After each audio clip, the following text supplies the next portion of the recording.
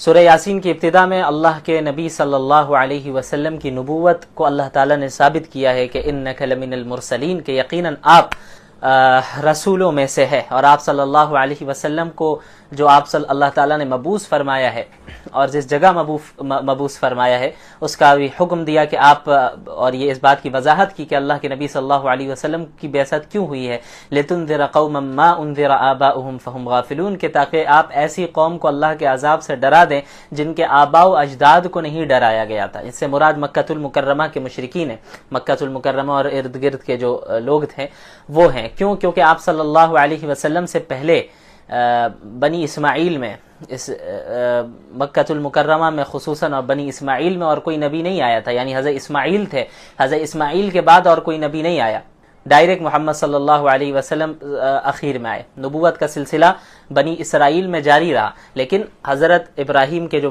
بیٹے تھے حضرت اسماعیل وہ نبی تھے، اور ان کے بعد پھر ان کی نسل میں کوئی نبی نہیں آئے، بس اخیر میں محمد صلی اللہ علیہ وسلم آئے۔ تو جن کے پاس اللہ کے نبی کو مبعوث کیا گیا ان کے آباء و اجداد کو کوئی ڈرانے والا نہیں آیا تھا ان کے پاس اللہ کا پیغام پہنچانے والا، تو ایسی قوم کے پاس اللہ تعالیٰ نے محمد صلی اللہ علیہ وسلم کو بھیجا۔ اس کے بعد آیت نمبر 13 سے 3 رسولوں کا ذکر ہے۔ وَضْرِبْ لَهُمْ مَثَلًا أَصْحَابَ الْقَرْيَةِ إِذْ جَاءَهَا الْمُرْسَلُونَ، ایک علاقہ تھا جہاں اللہ تعالیٰ نے 2 رسولوں کو ایک ساتھ بھیجا اس قوم کے پاس، اس بستی کے پاس، کہ اللہ کی آیتوں کی تبلیغ کرے، انہیں ایمان والوں کو خوشخبری سنائے، انکار کرنے والوں کو اللہ کے عذاب سے ڈرائے۔ تو ان کی قوم نے دونوں رسولوں کو جھٹلا دیا۔ پھر اللہ تعالیٰ نے ایک تیسرے رسول کو بھی وہیں بھیجا، فَعَزَّزْنَاهُمْ بِثَالِثٍ، اللہ تعالیٰ نے تیسرے رسول کو بھی بھیجا ان کی تائید کے لیے۔ تو تین رسولوں نے ایک ساتھ انہیں دعوت دی، لیکن اس کے باوجود ان لوگوں نے انہیں جھٹلایا۔ اور ایک شخص تھا، وَجَاءَ مِنْ أَقْصَى الْمَدِينَةِ رَجُلٌ يَسْعَىٰ قَالَ يَا قَوْمِ اتَّبِعُوا الْمُرْسَلِينَ، ایک شخص دور دراز علاقے سے، شہر کے دور علاقے سے آتا ہے، وہ ان نبی پر ایمان لے آتا ہے اور اپنی قوم سے کہتا ہے کہ اے میری قوم، ان رسولوں کی اتباع کرو، یہ سچ کہہ رہے ہیں۔ اب یہ شخص کون تھا؟ بعض روایات سے پتہ چلتا ہے کہ ان کا نام حبیب بن اسماعیل تھا، یہ بڑھئی کا کام کیا کرتے تھے۔ تو انہوں نے اپنی قوم کو دعوت دی اور ہر طرح سے سمجھایا، لیکن ان کی قوم نے پھر بھی نہ مانا اور تینوں رسولوں کو جھٹلایا، یہاں تک کہ یہ جو شخص ہے حبیب بن اسماعیل نجار، ان کی قوم نے انہیں قتل بھی کر دیا۔ تو اللہ تعالیٰ نے پھر ان کے انتقال کے بعد جو ان کو شہید کر دیا گیا، اس کے بعد جو معاملہ ہے اس کا ذکر فرمایا، قیل ادخل الجنہ، ان سے کہا گیا حبیب نجار سے کہ اب آپ جنت میں داخل ہوں، یعنی جنت کی نعمتوں میں رہیں۔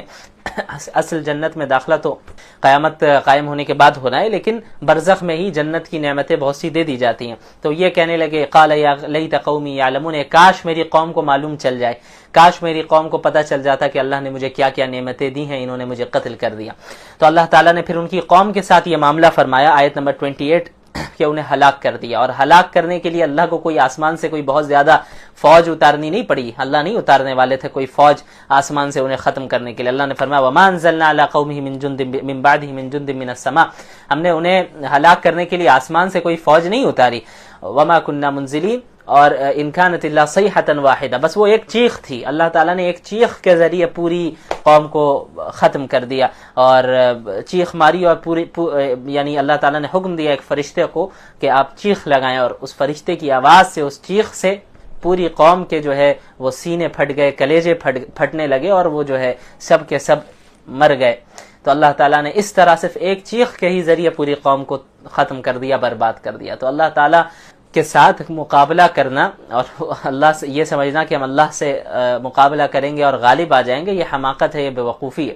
اللہ کا مقابلہ کون کر سکتا ہے؟ تو جو اللہ کی اطاعت کرے گا وہی کامیاب ہونے والا ہے۔ اس کے بعد آیت نمبر 65 میں اللہ تعالیٰ نے یہ بتایا، اليوم نختم علی افواہہم وتکلمنا ایدیہم وتشہد ارجلہم بما کانوا یکسبون، جو گنہگار ہوں گے، جو کفار ہوں گے، اللہ تعالیٰ ان کی زبان پر، ان کے منہ پر مہر لگا دے گا، اور ان کے اعضاء گواہی دیں گے۔ زبان سے تو ہو سکتا ہے وہ جھوٹ بولیں گے، بعض یہ بھی جھوٹ کہیں گے کہ بھئی وما کننا مشرکین، ہم تو شرک نہیں کیا کرتے تھے، لیکن اللہ ان کے منہ پر ان کی زبان پر مہر لگا دے گا، اور ان کے جو اعضاء ہوں گے، باڈی پارٹس ہوں گے، ہاتھ ہے، پیر ہے، یہ پارٹس گواہی دیں گے کہ بھئی یہ گناہ کیا کرتے تھے۔ پھر آیت نمبر 69 میں مشرکین کی تردید کی گئی ہے کہ مشرکین آپ صلی اللہ علیہ وسلم کے متعلق یہ بھی کہا کرتے تھے کہ अलियाज़ु बिल्लाह ये शेर व शायरी करते हैं। तो अल्लाह ने फरमाया वमा अल्लमनाहु अश्शिअरा वमा यंबग़ी लह, हमने मोहम्मद सल्लल्लाहु अलैहि वसल्लम को शेर व शायरी की तालीम नहीं दी और उनकी ये शान के लायक भी नहीं है कि वो शेर व शायरी करे, बल्कि ये तो इन हुवा इल्ला ज़िक्रुन व क़ुरआनुम मुबीन, ये तो निहायत वाज़े नसीहत और खुला हुआ कुरान करीम है। उसके बाद आयत नंबर 77 में अल्लाह ने अपनी इंसान की तख्लीक की तरफ और उसकी जो इब्तिदाई तख्लीक का मरहला है उसकी तरफ गौर करने का हुक्म दिया। वलम यरल इंसानु अन्ना खलक़नाहु मिन नुत्फ़ा फ़इज़ा हुवा ख़सीमुम मुबीन। मक्का मुकर्रमा में एक शख्स था, मुशरिक शख्स था, आस बिन वाइल के नाम से। वो एक मरतबा आप सल्लल्लाहु अलैहि वसल्लम के पास आता है और बोसीदा हड्डी लेकर आता है और उस बोसीदा हड्डी को वो बिल्कुल रेजा रेजा कर देता है और कहता है मजाक उड़ाते हुए कि अल्लाह इसको भी दोबारा ठीक कर देगा, अल्लाह इसे भी दोबारा जिंदा कर देगा। तो अल्लाह ने फरमाया कि एक ऐसा शख्स है अपनी तख्लीक पर गौर करे, अपनी क्रिएशन पर गौर करे। एक पानी के एक नुत्फे से अल्लाह ताला ने इसे बनाया, इसकी हैसियत क्या थी, और आज जब जो है ये अल्लाह ने इसे ताकत दे दी, अब इंसान का ढांचा उसके जिस्म तैयार है और वो उसके अंदर कुव्वत है, बात कर सकता है, चल सकता है, फिर सकता है, तो अल्लाह ही से लड़ रहा है। वो जो अल्लाह एक नुत्फे से पूरे इंसान को बनाने पर कादिर है, वही अल्लाह इस इंसान के मरने और गलने के बाद दोबारा जिंदा करने पर क्या इसे कादिर नहीं है? बिल्कुल कादिर है। उसके बाद सूरत उस-साफ़ात की इब्तिदा होती है। यह भी मक्की सूरत है, इसमें भी इस्लाम के जो बुनियादी अकायद हैं, तौहीद है, रिसालत है, क़यामत है, उसका इस बात किया गया है। और उसके बाद मुशरिकीन का एक बहुत गलत अकीदा था, वो ये था कि वो समझते थे कि फरिश्ते जो हैं वो अल्लाह की बेटियां हैं, अलियाज़ु बिल्लाह। तो इसकी भी तरदीद की गई। तो शुरू में अल्लाह ताला ने कई फरिश्तों की कसमें खाई हैं, मुख्तलिफ फरिश्तों की, वस्साफ़ाति सफ़ा, उन फरिश्तों की कसम जो सफ़े बांध कर खड़े रहते हैं। तो मुख्तलिफ फरिश्तों की कस्में खाई, बल्कि 3 किस्म के फरिश्तों की कस्में खाई हैं, फ़ज़्ज़ाजिराति ज़जरा, और ऐसे फरिश्ते जो डांट डपट करते हैं, यानी जब शयातीन आसमान की तरफ जाते हैं बातें सुनने के लिए तो फरिश्ते उन्हें भगाते हैं, जिन्नातों को, तो जजर करते हैं, तौबीख करते हैं, उन्हें डांटते हैं, डपटते हैं। उन फरिश्तों की कसम, फत्तालियात ज़िक्रा, उन फरिश्तों की कसम जो जिक्र की तिलावत करते हैं। तो इन कसमों के खाने का मकसद ये है कि बाज़ तो ऐसे थे मुशरिकीन में जो फरिश्तों ही की इबादत करते थे, तो उसकी भी तरदीद है कि अल्लाह ही वाहिद ज़ात है जो इबादत का मुस्तहिक है, और उन मुशरिकीन की भी तरदीद है जो फरिश्तों को अल्लाह की अलियाज़ु बिल्लाह बेटियां समझा करते थे। उसके बाद आयत नंबर 42 में सूरत उस-साफ़ात की अल्लाह ताला ने अहले जन्नत का जिक्र किया कि उलाइका लहुम रिज़्क़ुम मालूम फ़वाकिहु वहुम मुकरमून, कि अहले जन्नत को रिज़्क़ मालूम मिलेगा, यानी रिज़्क़ में कोई शुबा नहीं होगा कि पता नहीं मिलेगा या नहीं मिलेगा, ऐसा नहीं, 100% उन्हें मालूम होगा कि रिज़्क़ मिलना है। इस दुनिया में हमें तो इसकी कोई गारंटी नहीं है ना कि आज से 5 साल बाद पता नहीं हम क्या खाएंगे, किस कंडीशन में होंगे, फाइनेंशियल हालत क्या होगी, कल क्या खाएंगे, परसों क्या खाएंगे, मिलेगा नहीं मिलेगा, इसकी कोई गारंटी नहीं है। लेकिन जन्नत में कोई शुबा नहीं होगा, रिज़्क़ हर हाल में मिलकर रहेगा, क्वांटिटी में भी, यानी अनलिमिटेड क्वांटिटी भी, क्वालिटी भी शानदार और ऐसे उम्दा क्वालिटी के जिसका हम अपने इमेजिनेशन से भी बाहर हो, और सुकून के साथ, यानी इस बात का भी अंदेशा नहीं कि भाई मिलेगा या नहीं मिलेगा, हर हाल में मिलेगा, यकीनन मिलेगा, हमेशा मिलेगा। उसके बाद अहले जहन्नम का जिक्र है कि अज़ालिका खैरुन नुज़ुलन शजरतुज़ ज़क़ूम 63 में आयत नंबर के, इसमें अहले जन्नत जहन्नम के खाने का जिक्र है कि जो ज़क़ूम का दरख्त है वो उनका खाना होगा, जो कि बहुत ही बदबूदार और निहायत कड़वा और दिखने में भी बहुत अजीब व गरीब होता है।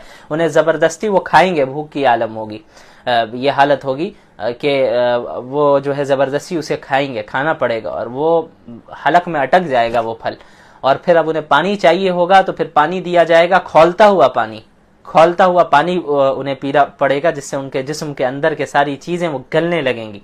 अल्लाह ताला हम लोगों की हिफाजत फरमाए। उसके बाद आयत नंबर 75 से मुख्तलिफ अंबिया अलैहिमुस्सलातु वस्सलाम का जिक्र शुरू हो रहा है। हज़रत नूह, हज़रत इब्राहीम, हज़रत मूसा, हज़रत हारून, हज़रत लूत, हज़रत यूनुस अलैहिमुस्सलातु वस्सलाम के वाक़यात बताए गए। हज़रत नूह अलैहिस्सलातु वस्सलाम ने 950 साल तक दावत दी, लोगों ने नहीं माना, उन्होंने दुआ की तो अल्लाह ने उनकी दुआ को कबूल फरमाया और हुक्म दिया कि कश्ती बनाए और कश्ती में आप और मोमिनीन सवार हो जाएं। अल्लाह ने बाकी कौम को, कुफ़ार को हलाक किया। फिर जब तूफ़ान ख़त्म हो गया और नूह अलैहिस्सलाम और मोमिनीन ज़मीन में आए, तो फिर अब जो नस्ल इंसानी चली है हज़रत नूह अलैहिस्सलातु वस्सलाम से, उनके 3 बेटों से चली है। एक का नाम साम था, एक का नाम हाम था, और तीसरे का नाम याफिस था। उसके बाद आयत नंबर 83 से हज़रत इब्राहीम का जिक्र है, वइन्न मिन शिअतिही लइब्राहीम, के हज़रत इब्राहीम भी हज़रत नूह के ग्रोह में से ही थे, उनकी जमात में से ही थे। क्या मतलब? अंबिया की जमात में से थे और अकायद दोनों के सेम थे, दोनों तौहीद के कायल थे, अल्लाह के नबी थे। تو انہوں نے بھی اپنی قوم کو سمجھایا کہ بھئی ایسی چیز کی کیوں عبادت کرتے ہو جو تمہیں دیکھ نہیں سکتی اور تمہیں سن نہیں سکتی، تمہاری مدد نہیں کر سکتی، تمہیں کوئی نقصان نہیں پہنچا سکتی، ایسی چیز کی عبادت نہیں کرو۔ پھر جو بھی واقعہ ہے 17ویں پارے میں جو گزرا کہ کس طرح انہوں نے بتوں کو ہلاک کر کے یہ ثابت کیا، بتایا کہ بھئی جو خود کی مدد نہیں کر سکتا تم اس کی عبادت کیسے کرتے ہو۔ پھر اللہ تعالیٰ نے حضرت ابراہیم علیہ السلام کو بہت سی آزمائشوں سے گزارا اور ہر آزمائش میں وہ مکمل اترے۔ یہیں ایک اور آزمائش کا ذکر آیت نمبر 102 میں فلما بلغ معه السعی، حضرت ابراہیم علیہ السلام کی دعا تھی کہ اللہ تعالیٰ انہیں اولاد عطا فرمائے، تو اللہ تعالیٰ نے حضرت اسماعیل علیہ السلام سے جو انہیں نوازا، اور جب حضرت اسماعیل اتنے بڑے ہو گئے کہ اب چل پھر رہے تھے حضرت ابراہیم کے ساتھ، تو اس وقت حضرت ابراہیم کو خواب کے ذریعے اللہ تعالیٰ نے حکم دیا کہ آپ حضرت اسماعیل کو ذبح کریں۔ خواب میں انہوں نے دیکھا کہ حضرت اسماعیل کو ذبح کر رہے ہیں۔ اچھا یہ یاد رکھیے گا کہ انبیاء علیہم السلام کے جو خواب ہوتے ہیں وہ بھی وحی ہوتے ہیں، عام انسانوں کے خواب کی طرح انبیاء کے خواب نہیں ہوتے۔ یعنی ایک عام انسان جو خواب دیکھتا ہے اس کی کئی مختلف چیزیں ہو سکتی ہیں، یعنی اللہ کی طرف سے بھی وہ خواب ہو سکتا ہے، شیطان کی طرف سے بھی وہ خواب ہو سکتا ہے، اور جو انسان دن بھر سوچتا رہتا ہے اس کے نتیجے میں بھی خواب وہ دیکھ سکتا ہے۔ لیکن انبیاء کے جو خواب ہوتے ہیں وہ 100% وحی ہوتے ہیں، ان میں کوئی شبہ یا کسی دوسری چیز کا شائبہ نہیں ہوتا۔ ایسا نہیں ہو سکتا کہ انبیاء کو علیاذ باللہ شیطان نے خواب دکھایا یا جو وہ خود سوچ رہے ہیں انہوں نے بس ایسے ہی دیکھ لیا جس خواب کا کوئی مطلب نہیں۔ انبیاء علیہم السلام کے جتنے خواب ہوتے ہیں وہ وحی ہوتے ہیں، اللہ کی طرف سے ہوتے ہیں۔ تو حضرت ابراہیم نے جب دیکھا کہ بھئی حضرت اسماعیل کو وہ ذبح کر رہے ہیں تو وہ سمجھ گیا کہ اللہ رب العالمین اس طرف اشارہ فرما رہے، تو حضرت اسماعیل سے اپنے بیٹے سے انہوں نے پوچھا کہ میں ایسا دیکھ رہا ہوں۔ تو حضرت اسماعیل بھی آپ یقیناً حضرت ابراہیم کے بیٹے تھے، تو انہوں نے کیا کہا کہ یا ابت افعل ما تؤمر، کہ اے میرے والد آپ کو جو حکم دیا جا رہا ہے آپ وہ کر لیں، میں صبر کروں گا۔ تو پھر اب آپ اندازہ لگائیں اپنے بیٹے کو ذبح کرنا یہ کوئی معمولی بات نہیں ہے۔ حضرت ابراہیم علیہ السلام حضرت اسماعیل کو لے گئے اور انہوں نے زمین پر لٹایا، اور جو تفصیلی واقعہ ہے پھر ذبح نہیں ہوئے وہ، بلکہ اللہ تعالیٰ نے جنت سے مینڈھا بھیجا اور پھر ان کے حضرت اسماعیل بچ گئے اور مینڈے کو ذبح کیا گیا۔ تو چونکہ اصل حضرت ابراہیم کا امتحان لینا تھا، انسان کو بیٹے کو ذبح کرانا مقصد نہیں تھا، حضرت ابراہیم کا امتحان لینا تھا کہ اور ان کے امتحان کے ذریعے پوری امت کو اور پوری انسانیت کو پیغام دینا تھا کہ حضرت ابراہیم وہ ہے جنہوں نے ہر آزمائش میں جو ہے کامیابی کے ساتھ وہ ڈٹے رہے اور تمام آزمائش میں وہ پورے اترے، اللہ کے لیے انہوں نے سب کچھ قربان کرنے کے لیے وہ تیار ہو گئے۔ بہرحال اس کے بعد آیت نمبر 139 سے حضرت یونس کا ذکر علیہ السلام، حضرت یونس کے متعلق بھی بتایا تھا، انہوں نے اپنی قوم کو دعوت دی، ان کی قوم نے انکار کیا، تو انہوں نے اپنی قوم سے کہا کہ 3 دن کے بعد عذاب آنے والا ہے۔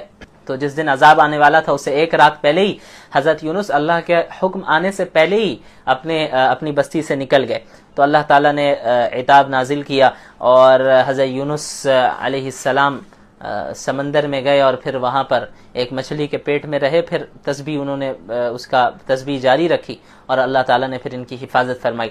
اس کے بعد آیت 149 میں ہے فاستفتہم لربک البنات ولہم البنون۔ دیکھیں مشرکین جو ہے نا فرشتوں کے متعلق کیا کہتے تھے کہ اللہ کی بیٹیاں علیاذ باللہ، لیکن ان کے گھر میں جب کوئی خود بیٹی پیدا ہو جاتی تو منہ چھپائے پھرتے، ان بیٹیوں کو زندہ دفنا دیتے تھے، یعنی خود کے یہاں بیٹی پیدا ہونے کو عار اور ذلت محسوس کرتے تھے علیاذ باللہ۔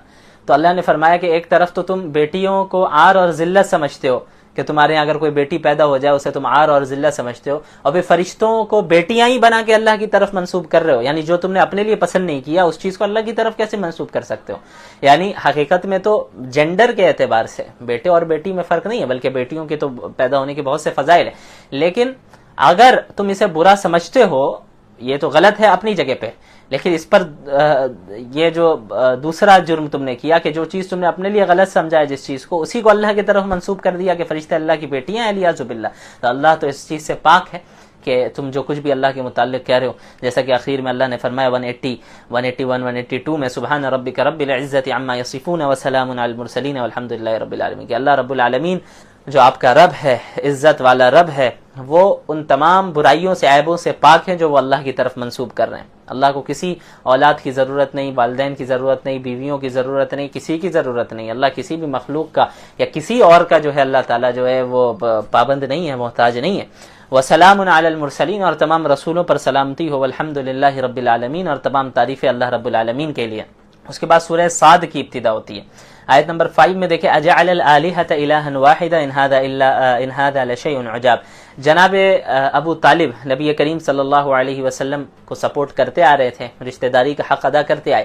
مشرکین مکہ ان کے پاس پہنچے، انہوں نے کہا کہ آپ محمد کو روکیں کہ وہ ہمارے بتوں کے خلاف نہ کہیں، برا بھلا نہ کہیں. اگر وہ برا بھلا کرنے سے جو ہے رک جاتے ہیں تو پھر جو ہے ٹھیک ہے، ہم ان کے ساتھ معاہدہ کریں گے، صلح کر لیں گے، ہم انہیں تسلیم کریں گے، لیکن اگر یہ نہیں باز آتے تو ہم سخت مقابلہ کریں گے. تو جناب ابو طالب نے اللہ کے نبی صلی اللہ علیہ وسلم کے پاس اس بات کو پہنچایا، تو انہوں نے یہ کہا کہ میں تو ان کے سامنے ایک ایسی بات پیش کر رہا ہوں کہ اگر انہوں نے اس بات کو قبول کر لیا تو عرب و عجم ان کے سامنے جھک جائیں گے. وہ بات کیا ہے؟ وہ توحید کی بات ہے کہ ایک اللہ کی عبادت کرو. تو وہ سب کہنے لگے کہ اجعل الالہۃ الہا واحدا، کہ تمام خداؤں کو چھوڑ کر یہ ایک خدا بنا رہا ہے، یعنی تمام خداؤں کو ایک خدا بنا دے رہا ہے. یہ تو بڑی عجیب بات ہے، یہ تو بڑے تعجب کی چیز ہے. تو اللہ نے ان کا ذکر کیا کہ ان کے لیے کتنے بڑے تعجب کی یہ بات تھی کہ بھئی وہ جو کئی خداؤں اور کئی بتوں کی عبادت کرتے تھے اس کو چھوڑ کر ایک اللہ کی عبادت کرنا انہیں عجیب نظر آ رہا تھا. بہرحال صبح حضرت داؤد حضرت سلیمان علیہ السلام کا ذکر ہے. وَوَهَبْنَا لِدَاوُودَ سلیمان آیت 30-31، کہ ہم نے داؤد علیہ السلام کو سلیمان دیا، بیٹے تھے وہ. نعم العبد انہ اواب. حضرت سلیمان کا ذکر ہے علیہ السلام کہ ایک مرتبہ انہوں نے جو ہے ان کے پاس جنگ اور جہاد کے لیے بہت سارے عمدہ قسم کے گھوڑے رکھے ہوئے تھے. تو ایک مرتبہ حضرت سلیمان علیہ السلام گھوڑوں کا معائنہ کر رہے تھے کہ اسی میں مشغول ہو کر عصر کی نماز ان کی چھوٹ گئی. تو انہیں بڑا افسوس ہوا اور پھر اس کے بعد انہوں نے تمام گھوڑوں کو اللہ کے راستے میں قربان کر دیا. اس کے بعد آیت نمبر 41 میں حضرت ایوب کا ذکر ہے. وَاذْكُرْ عَبْدَنَا أَيُّوبَ إِذْ نَادَىٰ رَبَّهُ أَنِّي مَسَّنِيَ الشَّيْطَانُ بِنُصْبٍ وَعَذَابٍ. حضرت ایوب کو ایک بہت ہی زبردست بیماری لاحق ہوئی تھی اور بہت آزمائش میں مبتلا تھے. یہ ان کا سارا ساز و سامان، گھر بار سب کچھ ختم ہو چکا تھا، اب بیماری میں مبتلا تھے اور ان کی یہاں ان کی شفا کا بیان ہو رہا ہے. حضرت ایوب علیہ السلام نے یہ اللہ سے دعا کرتے رہے، صبر سے کام لیتے رہے. پھر اللہ تعالیٰ نے انہیں حکم دیا کہ آپ زمین پر اپنا پاؤں مارے، وہاں سے چشمہ نکلے گا. تو وہاں سے چشمہ جاری ہوا پانی کا. تو اللہ تعالیٰ نے حکم دیا کہ اسی پانی کو پئیں اور اس سے جو ہے آپ نہائیں بھی، انشاءاللہ جو ہے اس سے یقیناً آپ کو صحت ملے گی. تو اللہ تعالیٰ کے حکم سے وہ بیماری کی حالت سے ٹھیک ہو گئے، یعنی انہیں صحت مل گئی. لیکن ایک مرتبہ ہوا یوں کہ ان کی جو اہلیہ تھیں حضرت ایوب علیہ السلام کی، وہ بہت مخلص تھیں اور بہت ان کی دیکھ ریکھ اور خیال رکھا کرتی تھی. تو اب کئی سالوں سے جو ہے یہ بیمار تھے، تو شفا انہیں نہیں مل رہی تھی، تو بہت پریشان تھی. تو اچھا، یہ جو میں ایک واقعہ بتا رہا ہوں ابھی، اس میں مختلف اقوال ہیں مفسرین کے، بعض نے اور بھی واقعات بتائیں. ہوا یہ کہ حضرت ایوب کی اہلیہ کے پاس شیطان ایک طبیب کی شکل میں آیا، ڈاکٹر کی شکل میں، اور اس نے یہ کہا کہ دیکھو میں شفا دے دوں گا اس کو، میں ٹھیک کر دوں گا، لیکن جب یہ ٹھیک ہو جائے شرط یہ ہے کہ اسی وقت میں اس کا علاج کروں گا. جب یہ ٹھیک ہو جائے تو تمہیں یہ کہنا ہے کہ ڈاکٹر نے شفا دی ہے، طبیب نے شفا دی ہے. ایک واقعہ تو یہ بیان کیا جاتا ہے، مفسرین نے بیان کیا. اس کے علاوہ اور بھی واقعات ہیں جو اس آیت کی تفسیر میں بیان کیے گئے ہیں. بہرحال میں ابھی یہاں پہ ایک ہی بتا رہا ہوں. تو حضرت ایوب کی جو اہلیہ تھی وہ حضرت ایوب کے پاس آئی اور انہوں نے انہیں بتایا کہ یہ معاملہ ہے. تو حضرت ایوب ناراض ہو گئے کہ یہ تو شیطان ہمیں شرک میں مبتلا کرنا چاہ رہا ہے، کیونکہ شفا دینا تو یہ اللہ کا کام ہے. یعنی وہ ڈاکٹر طبیب نہیں تھا، وہ بلکہ شیطان تھا. وہ آیا تھا اس لیے کہ ہم شفا کی نسبت شیطان کی طرف کر دیں، ڈاکٹر کی طرف کر دیں، حالانکہ شفا دینا یہ کون دیتا ہے؟ اللہ دیتا ہے. تو حضرت ایوب بہت ناراض ہو گئے ان کی اہلیہ پر کہ کیوں ایسا معاملہ کیا. تو انہوں نے کہا کہ اگر میں ٹھیک ہو گیا تو تمہیں 100 کوڑے ماروں گا میں. حضرت ایوب علیہ السلام نے یہ کہا اس وقت غصے میں. تو بعد میں جب حضرت ایوب علیہ السلام ٹھیک ہو گئے تو اب انہیں جو ہے وہ بڑے تردد میں پڑ گئے کہ اب میں کیا کروں. یعنی میں نے تو قسم بھی کھائی ہے کہ میں 100 کوڑے ماروں گا بیوی کو، تو اگر میں نہیں مارتا ہوں تو پھر میں تو قسم توڑنے والوں میں ہو جاؤں گا، جو کہ صحیح نہیں ہے. اور دوسری طرف اگر میں ماروں تو پھر یہ میری مخلص بیوی ہے، اسے میں کیوں تکلیف پہنچاؤں، اسے تکلیف پہنچانا بھی تو صحیح نہیں ہے میرے لیے. تو اب میں کیا کروں؟ تو یہ وفادار بیوی ہے. تو اللہ تعالیٰ نے انہیں کہا کہ وَخُذْ بِيَدِكَ ضِغْثًا فَاضْرِب بِهِ وَلَا تَحْنَثْ إِنَّا وَجَدْنَاهُ صَابِرًا نِعْمَ الْعَبْدُ إِنَّهُ أَوَّابٌ. اللہ تعالیٰ نے ایک ہیلا انہیں بتایا، وہ یہ کہ آپ 100 چھوٹی چھوٹی لکڑیاں لے رہے، 100 چھوٹی چھوٹی لکڑیاں لے لیں اور پھر سب سے ایک بار میں ہلکا سا یوں آپ مار دیں، آپ کی قسم پوری ہو جائے گی. تو اللہ تعالیٰ نے فرمایا کہ انا وجدناہ صابرا، ہم نے حضرت ایوب علیہ السلام کو صبر کرنے والا پایا. نعم العبد، کیا ہی بہترین وہ بندے تھے. انہ اواب، اور وہ یقیناً اللہ کی طرف بار بار لوٹنے اور رجوع کرنے والے تھے. اس کے بعد سورۃ الزمر کی ابتدا ہوتی ہے. زمر میں 2 گروہوں کا ذکر ہے، اہل جنت اور اہل جہنم کا، اس لیے اس سورت کو زمر کہتے ہیں. زمر گروہ کو کہا جاتا ہے، گروپ کو. تو اس میں مشرکین کے غلط عقیدے کی تردید ہے سب سے پہلے، کہ مشرکین دیکھیں ایک اللہ پر ایمان رکھتے تھے لیکن وہ یہ سمجھتے تھے کہ اس اللہ نے پوری کائنات کو بنایا لیکن کائنات کو چلانے کا جو نظام ہے، مختلف سسٹمز کو، مختلف چیزوں کے مختلف نظام کو مختلف چھوٹے چھوٹے خداؤں کے حوالے کر دیا اللہ نے. تو وہ کہتے ہیں کہ ہم ان چھوٹے خداؤں کی عبادت اس لیے کرتے ہیں، ان بتوں کی، چھوٹے خداؤں کی عبادت اس لیے کرتے ہیں تاکہ یہ اصل اللہ کی طرف تقرب کا ذریعہ بنے، یہ وسیلہ بن جائے ہمارے لیے، اور یہ سفارشی بن جائے اللہ کے یہاں، اس لیے ہم ان کی عبادت کرتے ہیں. تو اللہ تعالیٰ نے ان کی تردید کی کہ یہ کیسا بکواس عقیدہ ہے کہ اللہ نے پوری کائنات کو بنایا اور اللہ ہی یقیناً پوری کائنات کو چلا رہا ہے، اللہ کسی اور چھوٹے خداؤں کا محتاج نہیں ہے، لہٰذا دعا بھی صرف اللہ سے مانگنی ہے، اللہ سے تقرب ڈائریکٹ حاصل کرنا ہے. اس کے بعد اخیر میں اللہ نے فرمایا آخری صفحے میں فمن شرح اللہ صدرہ للاسلام فهو علی نور من ربہ، کہ اللہ تعالیٰ جب کسی شخص کے سینے کو اسلام کے لیے کھول دیتا ہے تو وہ اللہ کی جانب سے ایک نور پر ہوتا ہے، ایک روشنی پر ہوتا ہے، اس روشنی سے وہ حق اور باطل کے درمیان تمیز کر پاتا ہے. اس کے بعد آیت نمبر 29 میں اللہ تعالیٰ نے ایک موحد یعنی ایک اللہ پر ایمان لانے والا اور مشرک جو کئی سارے خداؤں کو پوجتا ہے اس کے درمیان جو ہے فرق بتایا مثال کے ذریعے.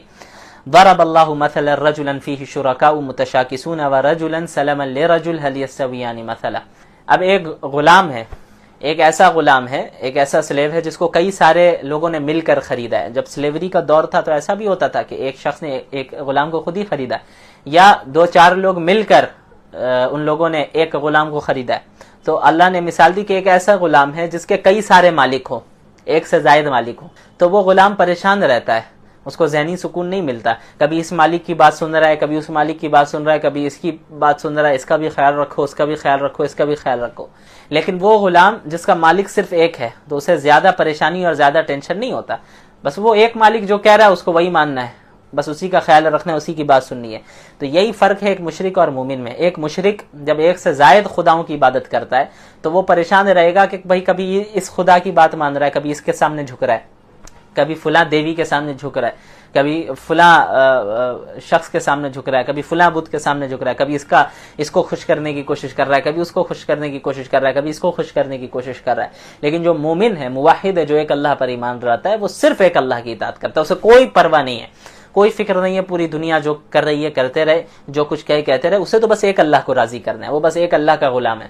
وہ ایک اللہ جو حکم دے گا بس اسی کی ماننا ہے، اسی کی سننا ہے، 10 لوگوں کی طرف جانا نہیں ہے، 10 لوگوں کے سامنے نہیں جھکنا ہے. موحد جو ہے وہ صرف اللہ کے سامنے جھکتا ہے.